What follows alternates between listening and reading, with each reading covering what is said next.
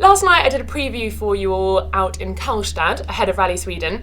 I asked our YouTubers if they had any questions to ask the drivers up at the rally, and you've replied. So I've got Mads Østberg from Qatar M Sport, and we're in their little motorhome. So we're going to be asking him the questions in a second. But first of all, Mads, you've just come back in from qualifying. You've qualified second. What's it like out there? Oh, it was really good, to be honest. I was afraid it was going to be a lot of gravel on the stage, but it seems to still be a lot of ice and snow, so that suits me really well, and I was pleased to be second. Obviously, you say snow suits you well. Do you think this is a place where you can maybe get on the podium, first place? Yeah, we will definitely try. I've been on the podium here 2 times before, so hopefully this year we could be able to fight for the victory. Right, on to our questions. Good luck for the rally, first of all, obviously. Thank you. We've had some questions in from Andrew Hall. So he says, are the diff ratios of the drive feed to front wheels and rear wheels similar to gravel rallies? Yes, they are actually. It's a bit different from driver to driver, but I run the same diffs on snow and gravel. Okay, that's a good one. So Andrew Hall, that's answered. Do you wear special contrast glasses in the snow conditions? Well, it's depending a bit on the conditions. If you have fresh snowfall and the sun is not shining, then I will wear yellow glasses, because it helps you to see the contrast. But normally if you have a little bit of sun or you have some lines to follow, then I won't use it, because for me it's a bit disturbing to use the yellow glasses. So you carry them in the car with you? I have them in the car just in case, but it should be okay. Okay, and are the grip changes between ice and snow on different corners on the same stage, or are there grip changes? And if so, do the studded tyres counteract?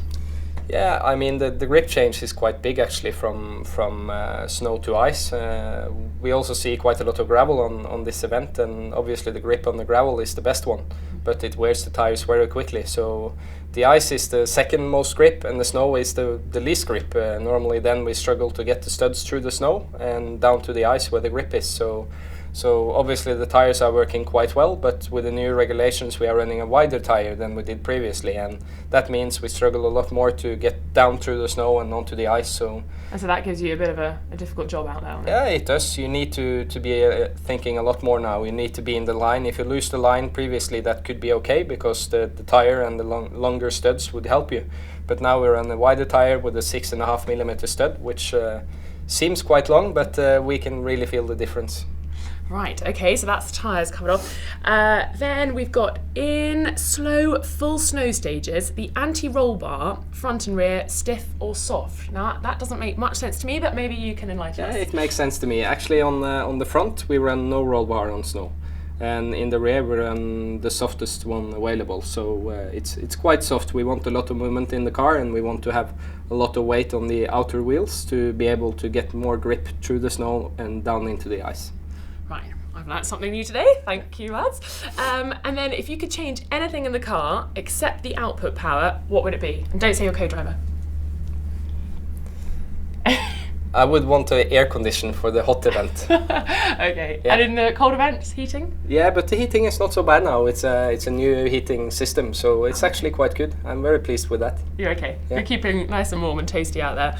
And then finally, is it scarier a fast white Sweden stage or a fast typical Finland stage? I think the Finland stages are a bit more scary, to be honest. Here, even though it's really, really fast at some points, you have the snow banks, and in many, many occasions they will help you to stay on the road. Okay, obviously they can also help you to go off, but normally you have some security with the snow banks. And in Finland, if you're off, and then the tree is the next thing you hit. So I think Finland is a bit more scary. Right, that's interesting. I would have said maybe the other way around. Right, thank you so much for all your comments. Mads obviously is going back out there and is ready for the rallies kicking off tomorrow, starting in second place. If you've got any other questions, just let me know in the comment section below. Okay, I made a bit of a mistake. Mads has just corrected me off camera, saying that I said he was going to be starting in second position. But I'm a bit new to qualifying, and this is a new process of having qualifying at Rally Sweden. We didn't have it at Monte Carlo, so I'm learning. Mads, can you explain? I got it wrong saying you started in second. What actually happens after qualifying? Well, on qualifying, it's actually 20 cars to do the qualifying. So the winner of qualifying can choose first which position he wants between 1 and 20. So in many rallies you want to start further back, so Ogier, who won the qualifying, will be the first one to pick his position, and probably he would pick quite far behind. Probably not 20, but maybe around 15. And as I was second on the qualifying, I will be the second guy to choose the position. And that's how the qualifying and start position order work. Thank goodness Mads was here to clear that all up. I've learned something new today, and I hope you all knew that already. Thanks so much.